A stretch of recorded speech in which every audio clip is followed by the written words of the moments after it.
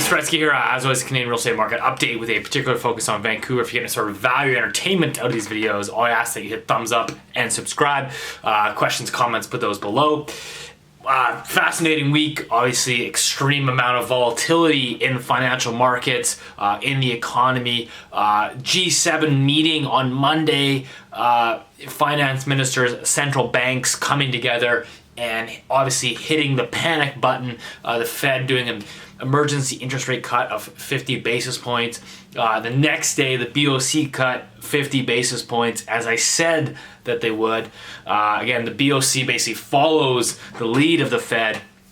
They've been holding off for a long time, and I think that obviously the ramifications of this coronavirus wreaking havoc on the economy and on financial markets has the policymakers extremely concerned. There's no other reason why you would cut 50 basis points. And as I said from the start, I mean, it's great that central banks think that they can come in and save the day, but monetary policy is a very blunt instrument for a global pandemic.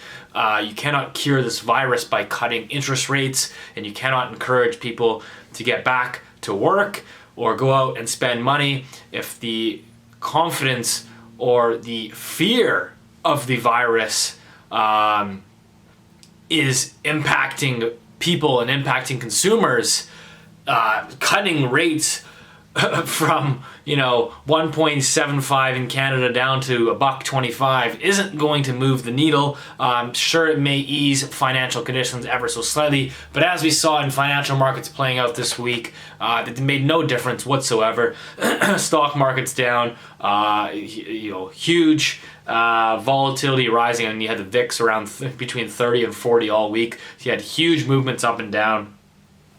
This is something that we're kind of going to get into in this week's video, is that, I think what we saw is this part of the reason why I created this channel was to sort of help decipher between, all the noise, and particularly as this pertains to the real estate market. So what we saw was the Bank of Canada hit the panic button, cutting rates by 50 basis points. They will cut again next month in April. I can almost guarantee that.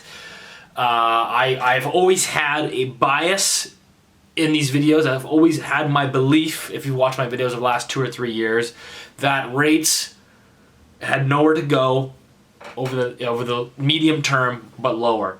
That the debt and the demographics and the deflationary shock, or the deflationary movement of technology, is all creating a deflationary environment, and central banks are trying to obviously fight deflation by printing money, and that has all gone into financial assets, and that has raised real estate, that has raised the stock market. But they're fighting deflation with a blunt tool that, again, is forcing money into asset prices, which is creating a larger inequality. And it's creating a social friction, a social divide for those that have assets and those that do not have assets, and they continue to push that. And that's why we're starting to see more and more, wealth taxes, and people voting for, wealth taxes and higher taxes on the rich, so to speak, is because you have this social divide, and that's what this is creating. But as I've said before, is that it's inevitable that these guys are going to continue sort of beating their head on the same path, and that's by cutting interest rates, and they're going to cut to zero, and we're going to get there obviously much sooner than I think markets anticipated because of this black swan. But the black swan is just exacerbating what was already known, and what I've already been talking in these videos is that the economy was already slowing. We already had a 10-year bull market. We already had a lot of debt buildup. We already had these systemic imbalances that were already there, and now they're just being exacerbated. You're pulling the curtain back and showing these imbalances vis-a-vis a black swan event that has just brought this into magnitude. And so it's interesting to see, I had a lot of discussions with the media this past week. People asking me for interviews. Well, what does this mean for the real estate market? We saw the Bank of Canada cut 50 basis points. Prime rate also fell by 50 basis points. So you're seeing obviously your variable mortgages come way off. The 5-year bond in Canada absolutely collapsed. The yield on that 5-year bond. So that's brought mortgage rates way down, basically retesting the lows that we saw several years ago. And the natural reaction to this, which is a very valid reaction, is that, well, this would be great for the housing market. This would be very stimulative for the housing market. But what's frustrating is when you get into these interviews with the media, is they take that short clip where they take your 10 seconds that they want and they create a narrative. They craft the narrative that they want to tell, which is that, we're throwing kerosene onto a housing market here. But as I said in the interview to the reporters, which obviously was not included, I said there's an asterisk to this. The asterisk to that being, if this will be stimulative for the housing market, but only if the impacts, the economic impacts, the knock-on effects of the coronavirus and of everything that is happening right now, the plunge in the stock market, only if that doesn't weigh on consumer sentiment and doesn't basically cross out the positives from a drop in interest rates. So basically you have to understand is there's basically 3 things that have been driving this housing bull market for the past number of years. You have, and this is very simplistic terms, but you have cheap credit, number 1, because housing is essentially a bond with a roof on it. So all you have to do is look at the bond market. So cheap credit, consumer confidence that in the economy, and confidence in your job, and confidence that prices will continue to go up, and confidence that there's easing there, there's liquidity there, and the labor market, because you can't get a mortgage if you don't have a job, and you're probably not going to take on $1 million mortgage if you don't have confidence that your job is steady and will be there tomorrow. And so I think that with the impacts, the unveiling of this coronavirus and the spreading of it and the fear that it is creating is putting 2 of those into jeopardy. So we know cheap credit is going to stay cheap. I firmly, strongly believe that, and that rates will continue to fall. But you have confidence, which I think is not quite impacted yet, but I think it's certainly there. It's there, at least in the stock market. And you have the labor market, which I think is going to be put to the test, because I think that jobs are going to be coming under pressure. So all you have to do is look at what businesses are doing to react. You can agree with what businesses are doing or you can disagree with it, but you have to look around and say, okay, this is happening, and what is going to be the ramifications of this? So we saw Wells Fargo recently came out, for example, and they said that they are canceling all domestic travel for their employees, those that are traveling. Now remember, they have 270,000 employees, and believe to be that starting Monday they will order all their employees, or vast majority of them, to begin working from home. Sort of a self-quarantine, so to speak. And I don't know if I believe JP Morgan also followed suit. And we're seeing more and more businesses do this. They're canceling trips, they're canceling events. And, airline stocks are down, the airline index stocks are down 30% this week. So airline travel has come to a halt. And I've heard of restaurants, dollar volumes being down 35% in some locations. And so the economic ramifications of this could vary greatly, and I think realistically probably will negate the stimulative effects of lower interest rates and lower mortgage rates for example, for the consumer or for the housing market. So I think that's important to contextualize and understand, because there's so much propaganda that it's like whatever happens in the markets, there's this narrative, whatever happens, whether that's Hong Kong protests or coronavirus, it seems like everyone always tries to flip it on the switch and say, well, that's good for the housing market. It's like bad news has become this good news. And I just don't see a scenario now I was kind of waiting to sort of see how this would shape up. I had my thoughts and my beliefs, but I was waiting to see how this would shape up, and I'm really starting to see, just with financial markets, you're seeing credit spreads starting to widen in the corporate bond market. Those are starting to blow out. This is creating, again, I think, a potential scenario where this could be a lot worse than markets are anticipating. And, again, as I said before, the economy was already slowing. And as I said before, that I still had the Bank of Canada cutting rates sooner rather than later. And in fact, Stephen Pelosi of the Bank of Canada even came out and said that after cutting 50 basis points, that they already were planning, they already had an easing bias to cut rates by at least 25 basis points pre-coronavirus, and that only gave them more ammunition to actually do the cut. So I'm going to cut now to Stephen Pelosi's snippet of his Bloomberg interview here.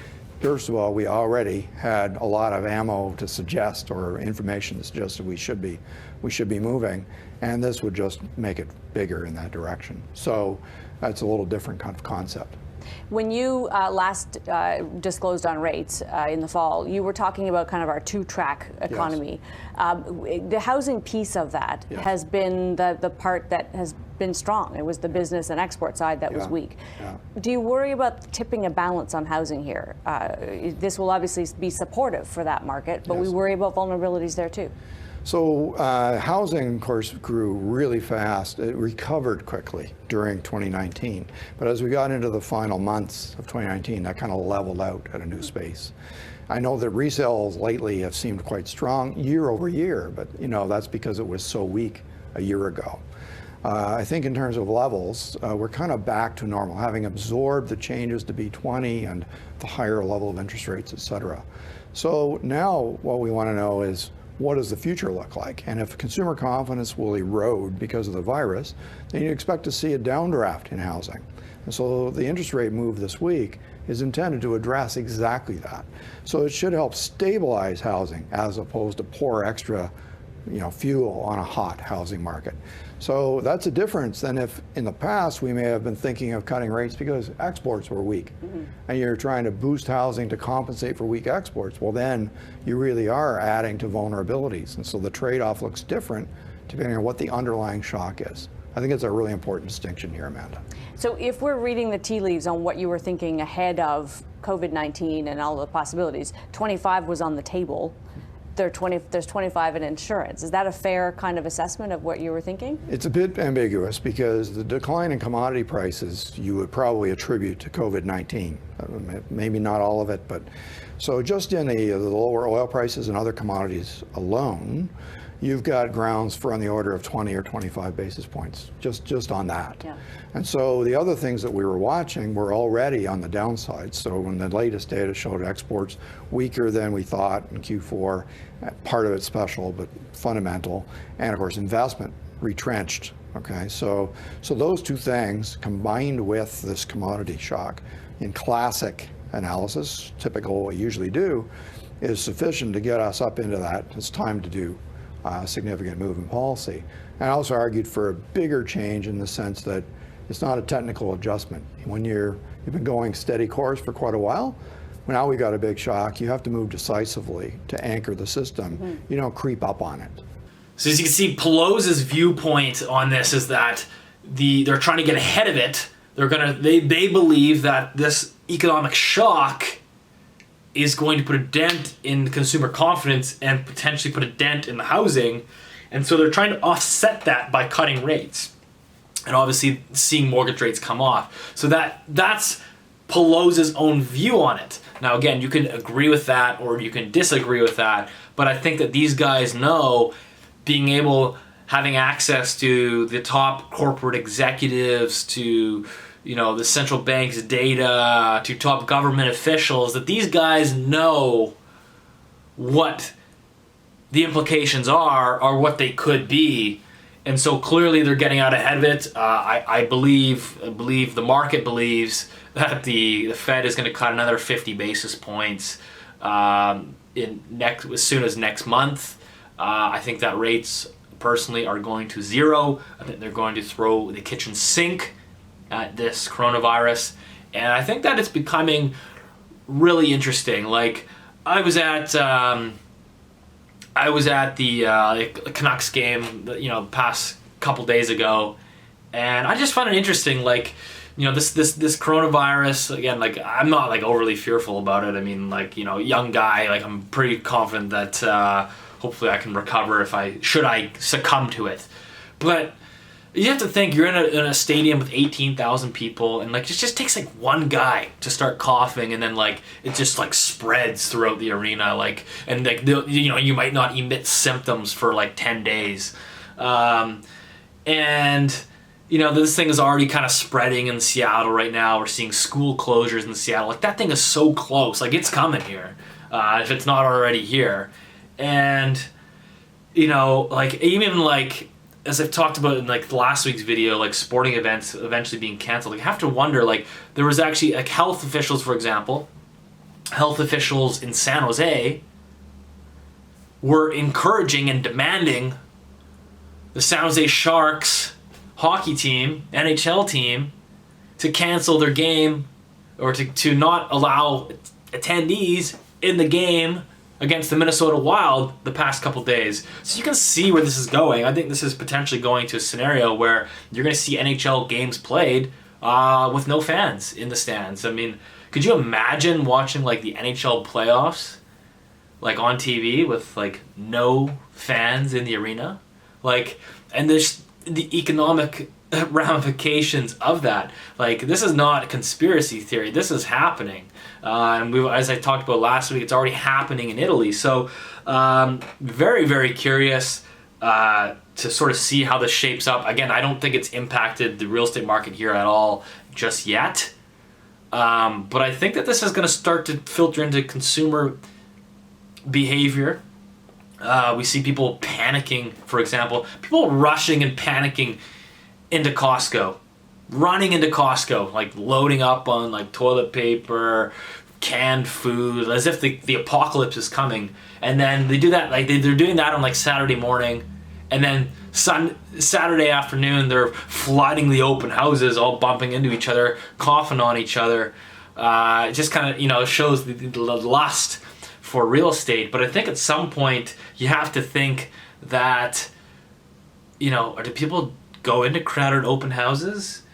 Do people start to think, well, maybe my job might be in jeopardy, particularly if you're in the airline or restaurant business? I mean, those are the two that are blatantly obvious to me.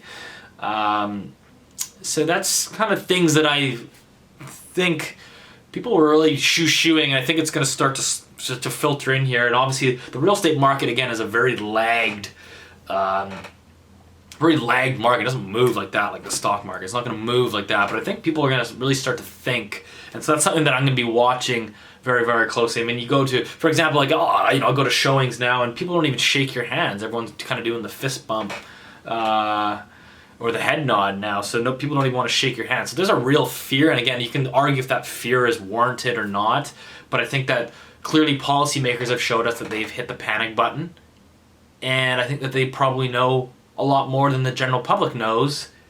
And the reaction function is businesses are almost going to be encouraging people to start working from home, because they almost don't even want that liability of saying, oh, we didn't do our best to quarantine people. We didn't do our best to mitigate infections within our company, and that creates almost a liability on their part. So this is going to be very, very fascinating watching forward.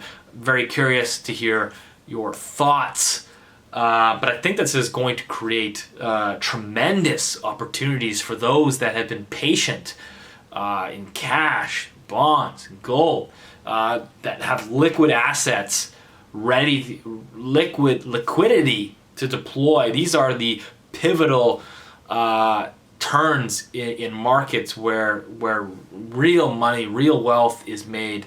And so I think that these kind of events and topic is what makes things so fascinating. It gives me lots to talk about. So certainly keeping me going here. But anyways, hope that brought you some value and entertainment.